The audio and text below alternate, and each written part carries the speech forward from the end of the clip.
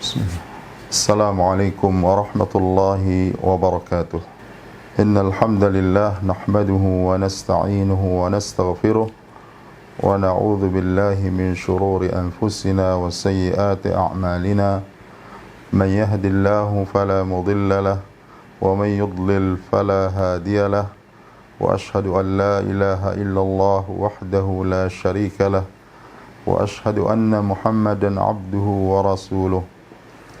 يا أيها الذين آمنوا اتقوا الله حق تقاته ولا تموتن إلا وأنتم مسلمون يا أيها الناس اتقوا ربكم الذي خلقكم من نفس واحدة وخلق منها زوجها وبث منهما رجالا كثيرا ونساء واتقوا الله الذي تساءلون به والأرحام إن الله كان عليكم رقيبا يا أيها الذين آمنوا اتقوا الله وقولوا قولا سديدا يصلح لكم أعمالكم ويغفر لكم ذنوبكم ومن يطع الله ورسوله فقد فاز فوزا عظيما أما بعد فإن أصدق الحديث كتاب الله وخير الهدى هدى نبينا محمد صلى الله عليه وسلم وشر الأمور محدثاتها وكل محدثة بدعة وكل بدعة ضلالة وكل ضلالة في النار. Pertama kita bersyukur kepada Allah Subhanahu wa taala bahwa Allah Subhanahu wa taala telah berikan kita nikmat yang sangat banyak, terutama nikmat iman dan Islam, nikmat hidayah menjadi umat Nabi Muhammad sallallahu alaihi wasallam. Salawat dan salam kepada Nabi kita yang mulia Nabi Muhammad sallallahu alaihi wasallam yang telah membimbing kita kepada jalan Islam yang diridhai oleh Allah Subhanahu wa taala. Allah berfirman, "Innad dina 'indallahil Islam." Sungguhnya agama yang hak di sisi Allah Subhanahu wa taala adalah agama Islam. Kemudian juga Allah Subhanahu wa taala berfirman, "Wa man yabtaghi ghairal Islam dinan falan yuqbala minhu wa huwa fil akhirati minal khasirin." Barang siapa yang mencari selain agama Islam menjadi agamanya, maka dia tidak akan diterima oleh Allah Subhanahu wa taala dan kelak di akhirat dia akan termasuk orang-orang yang merugi. Oleh itu wajib kita bersyukur kepada Allah Subhanahu wa taala atas nikmat Islam dan iman, nikmat hidayah kepada Al-Quran, kepada sunnah Nabi Muhammad sallallahu alaihi wasallam.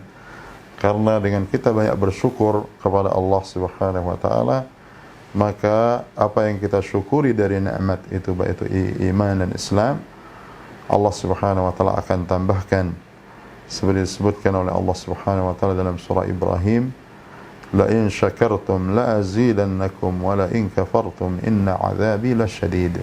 Jikalau kalian bersyukur kepada Allah Subhanahu wa taala, pasti aku akan tambah, Allah Subhanahu wa taala pasti akan tambah nikmat tersebut. Dan jikalau kalian kufur terhadap nikmat tersebut, maka sungguhnya azabku sangat pedih.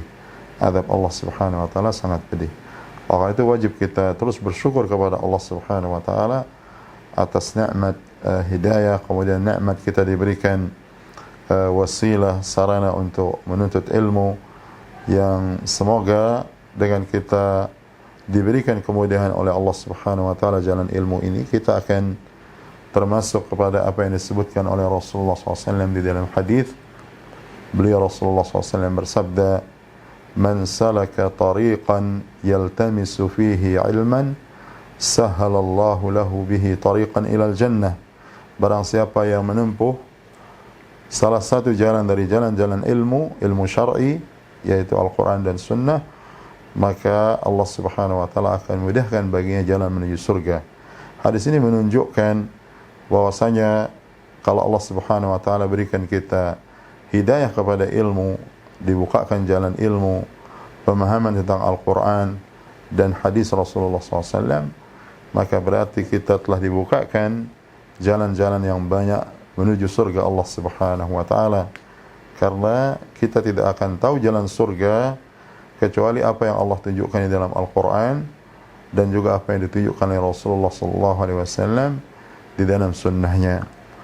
Kemudian juga Rasulullah SAW bersabda di dalam hadis yang sahih, "Man yuridillahu bihi khairan yufaqihu fid din." Barang siapa yang diinginkan oleh Allah Subhanahu wa taala kebaikan, maka Allah Subhanahu wa taala akan berikan dia kefaqihan, diberikan dia pemahaman di dalam agama ini, dalam agama Islam. Oleh karena itu, kalau kita memahami satu masalah dari masalah ilmu, atau kita belajar fikih Islam, atau kita belajar tafsir Al-Quran, kita belajar hadis Rasulullah SAW dan syarah atau penjelasannya, lalu kita diberikan oleh Allah hidayah untuk paham ayat Quran, paham hadis Rasulullah SAW, paham fikih Islam, yang dengan itu kita bisa beribadah kepada Allah Subhanahu wa taala dengan benar, maka itu adalah kebaikan yang besar di sisi Allah Subhanahu wa taala. Berarti kita dibukakan jalan-jalan menuju surga Allah Subhanahu wa taala. Selanjutnya, karena kajian ini sebenarnya dikhususkan yang berkaitan dengan fikih muslimah, walaupun tentu fikih muslimah ini juga sangat penting dan perlu diketahui oleh para lelaki, sehingga mereka mengetahui bagaimana mereka menuntun dan juga mengajarkan kepada wanita-wanita muslimah di kalangan keluarga, baik dia sebagai orang tua, baik dia sebagai seorang suami, baik dia sebagai anak yang membimbing keluarganya kepada pemahaman yang benar dari Al-Quran dan Sunnah, dan juga mengenal bagaimana cara beribadah yang diridhai oleh Allah Subhanahu wa taala, yang dituntun oleh Rasulullah sallallahu alaihi wasallam. Pertama, sebelum kita masuk kepada pembahasan fiqh muslimah atau fikih muslimah, dan itu kita akan mulai insyaallah taala dengan pembahasan kitab at-taharah, yaitu pembahasan tentang taharah atau bersuci. Pertama, kita akan menyebutkan muqaddimah tentang keutamaan seorang muslimah di dalam Islam, kedudukan seorang muslimah di dalam Islam, di dalam syariat Islam, di mana kita kaum muslimin wajib meyakini bahwasanya Allah Subhanahu wa taala di dalam Al-Quran dan juga Rasulullah SAW di dalam sunnahnya telah menuntunkan jalan yang terbaik, jalan yang termulia bagi seorang muslimah di dalam kehidupan ini ketika dia beribadah kepada Allah Subhanahu wa taala. Perlu kita ketahui bahwasanya Allah Subhanahu wa taala menciptakan kita agar kita beribadah kepada Allah Subhanahu wa taala. Dan kalau kita tegakkan ibadah ini dengan benar, yaitu ibadah kepada Allah Subhanahu wa taala dan dengan kesungguhan, pasti kita akan mendapatkan balasan dan ganjaran di sisi Allah Subhanahu wa taala. Allah Subhanahu wa taala berfirman dalam Al-Qur'an, "Wa ma khalaqtul jinna wal insa illa liya'budun." Tidaklah aku ciptakan jin dan manusia kecuali agar mereka beribadah kepadaku.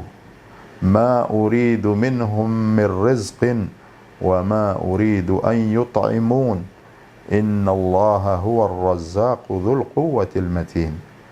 Aku tidak menginginkan dari mereka, yaitu jin dan manusia, rezeki, dan aku tidak menginginkan dari mereka memberikan makan kepadaku. Sesungguhnya dia Allah Subhanahu wa taala zat yang maha pemberi rezeki, dan juga dia zat yang maha kuat. Jadi ayat ini menunjukkan tentang tujuan asasi dari kita diciptakan oleh Allah Subhanahu wa taala agar kita beribadah. Dan dengan kita beribadah kepada Allah Subhanahu wa taala, hidup kita akan tenang, hidup kita akan bahagia dengan sebenarnya, ya, karena kehidupan ini adalah kehidupan yang pasti ada ujian, ya, dan ujian itu tidak mesti kesulitan, tidak mesti kesusahan, tidak mesti penderitaan, bahkan ujian itu adalah kemudahan. Ujian itu kadang-kadang kesenangan, ujian itu adalah kadang-kadang kemudahan di dalam harta, kemudahan di dalam kedudukan dan seterusnya. Itu semua ujian. Dan Allah Subhanahu wa taala berfirman, "Wa nabluukum bisyarri wal khairi fitnah." Dan kami pasti menguji kalian dengan kebaikan. Para ulama mengatakan bil khairi ay bil mal. Di antaranya dengan harta, kebaikan. Kita diberikan kesehatan, kita diberikan harta, kita diberikan dunia, diberikan kemudahan. Ya, kita diuji oleh Allah Subhanahu wa taala, wa nabluukum bisyarri, kita diuji oleh Allah Subhanahu wa taala dengan keburukan, kesulitan, kesusahan, penderitaan dan seterusnya. Kemudian juga diuji dengan kebaikan, harta benda, dunia, keluasan, kejayaan dunia dan seterusnya sebagai fitnah, sebagai ujian. Ya, jadi tidak selamanya ujian itu adalah kesulitan, kemudahan itu juga ujian. Karena kadang-kadang orang kalau diberikan kemudahan oleh Allah, tidak sedikit yang kemudian mereka lalai dari ibadah kepada Allah Subhanahu wa taala. Tapi tidak sedikit orang yang diuji dengan kesulitan, justru kesulitan itu menjadikan dia semakin dekat kepada Allah Subhanahu wa taala. Oleh karena itu seorang mukmin, seorang mukminah, dia pasti akan selalu berada di atas kebaikan dan kebahagiaan selama dia hidup antara bersyukur kepada Allah Subhanahu wa taala terhadap semua nikmat dan kebaikan dan kemudahan yang diberikan oleh Allah, dan dia hidup bersabar terhadap apa-apa yang diujikan oleh Allah Subhanahu wa taala kepada dirinya, baik itu dengan ketaatan, baik itu dengan apa yang Allah Subhanahu wa taala takdirkan dari kesulitan. Sedangkan kedudukan seorang muslimah di dalam Islam, dia adalah kedudukan yang sangat agung. Kedudukan yang sangat agung. Tidak ada ajaran, tidak ada syariat, tidak ada agama yang paling memuliakan seorang wanita kecuali di dalam syariat Islam. Satu sisi saja misalnya, dari sisi pemuliaan Islam kepada wanita. Maka wanita itu kalau dia sebagai anak, begitu dia lahir, maka dia dimuliakan oleh Islam. Oleh karena di zaman jahiliyah dulu, para wanita kalau dia lahir, anak perempuan kalau dia lahir, maka orang-orang jahiliyah itu memandang sebagai kehinaan. Allah Subhanahu wa taala berfirman dalam Al-Qur'an, wa idza busyira ahaduhum bil untha dhalla wajhuhu muswaddan wa huwa kadhim.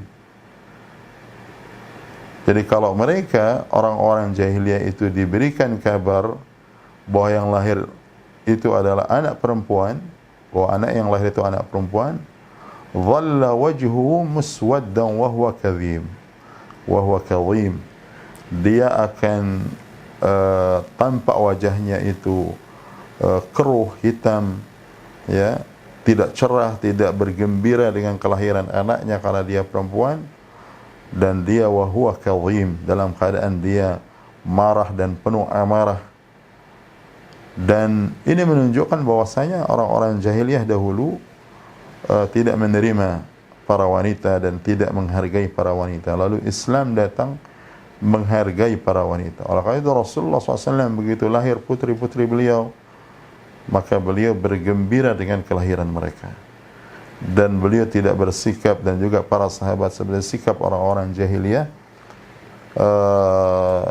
yang mereka justru memperlakukan para wanita itu dengan kehinaan.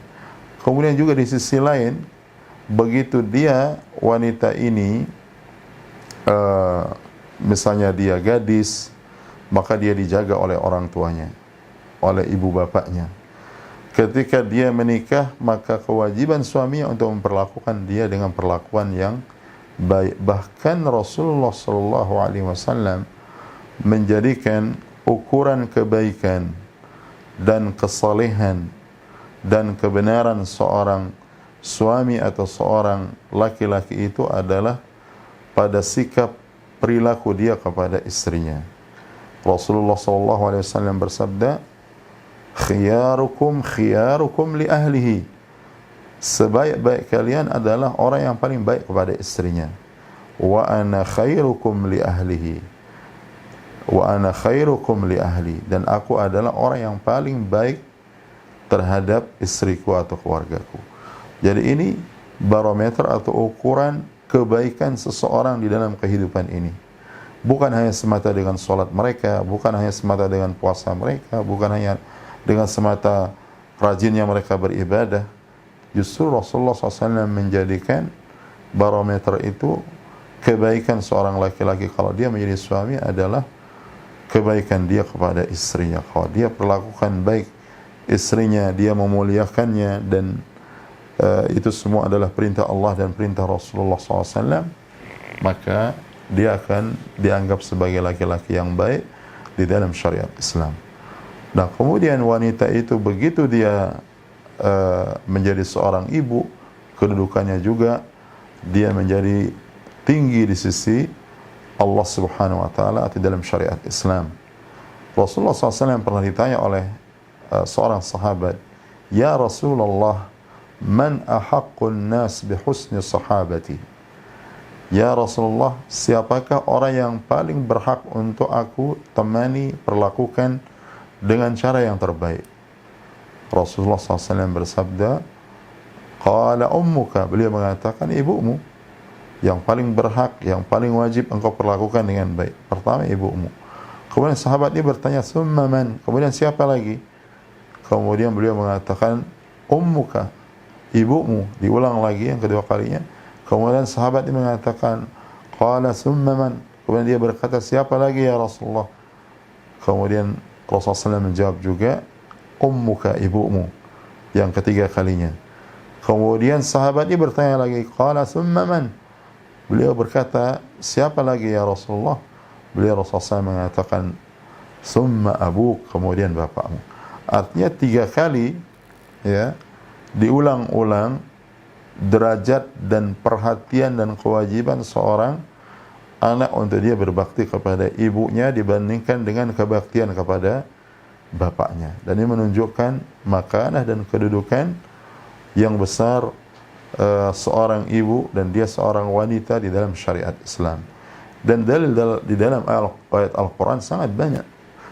Allah Subhanahu wa taala berfirman di antaranya, wa qada rabbuka alla ta'budu illa iyyahu wa bil walidaini ihsana.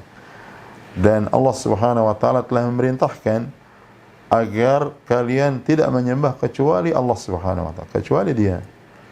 Wa bil walidaini ihsana, dan terhadap kedua orang tua, ibu dan bapa, ihsana, ada kewajiban untuk ihsan. Kewajiban untuk ihsan. Dan itu diperintahkan oleh Allah Subhanahu wa taala. Dan wanita sebagai seorang ibu diutamakan kewajiban untuk berbakti kepadanya dibandingkan dengan seorang ayah. Dan anak punya kewajiban untuk menafkahi orang tuanya kalau dia membutuhkan. Sebelumnya seorang wanita ketika dia lahir, dia dinafkahi oleh bapaknya sampai dia menikah. Ketika dia menikah, kewajiban suaminya untuk menafkahi istrinya.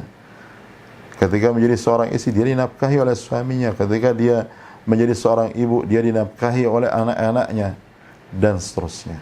Jadi wanita itu dari dia lahir sampai dia meninggal tidak ada kewajiban dia menafkahi. Yang diberikan kewajiban atau diwajibkan dengan kewajiban untuk menafkahi itu adalah seorang laki-laki yang dia menjadi bapak atau dia menjadi suami atau dia menjadi anak kepada orang tuanya. Dan ini kedudukan yang mulia. Dan juga kemudian Rasulullah SAW menyebutkan di dalam hadis, misalnya di dalam hadis riwayat Muslim, hadis sahih, beliau Rasulullah SAW bersabda, ad-dunya mata'un wa khairu mata'iha al-mar'atu salihah. Dunia itu adalah perhiasan, dan sebaik-baik perhiasan dunia itu adalah wanita yang salihah. Dan kita tidak akan mungkin diberikan taufik oleh Allah Subhanahu wa taala menjadi wanita yang salihah kalau kita tidak belajar agama kita, tidak belajar fiqh Islam, tidak belajar Al-Quran, tidak belajar sunnah Rasulullah sallallahu alaihi wasallam.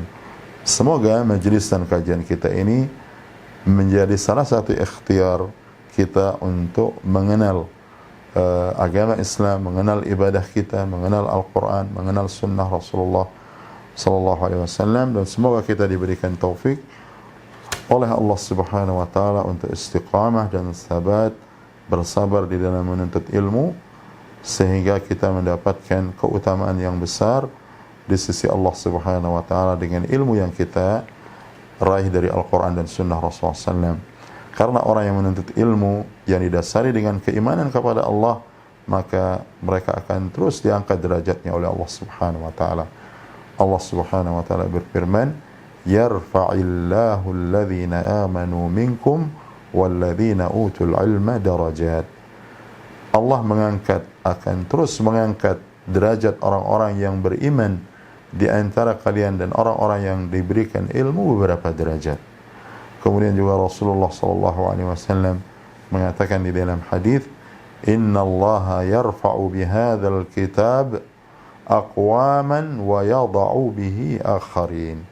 Sungguhnya Allah mengangkat derajat dengan sebab Al-Quran ini, ya, dan sunnah Rasulullah SAW, hadis Rasulullah SAW adalah semisal dengan Al-Quran dari segi sumber dalil tentang syariat Allah Subhanahu wa taala.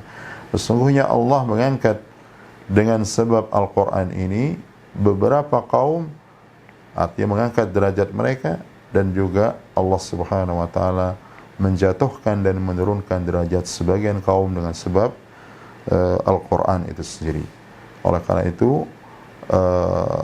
semoga Allah Subhanahu wa taala berikan kita selalu taufik dan hidayah untuk terus belajar, mengkaji, terus belajar tentang agama kita, karena kita pasti akan mendapatkan ilmu-ilmu yang menjadikan kita bahagia dunia dan akhirat, dan itu hanya ada di dalam Al-Quran dan Sunnah Rasulullah sallallahu alaihi wasallam.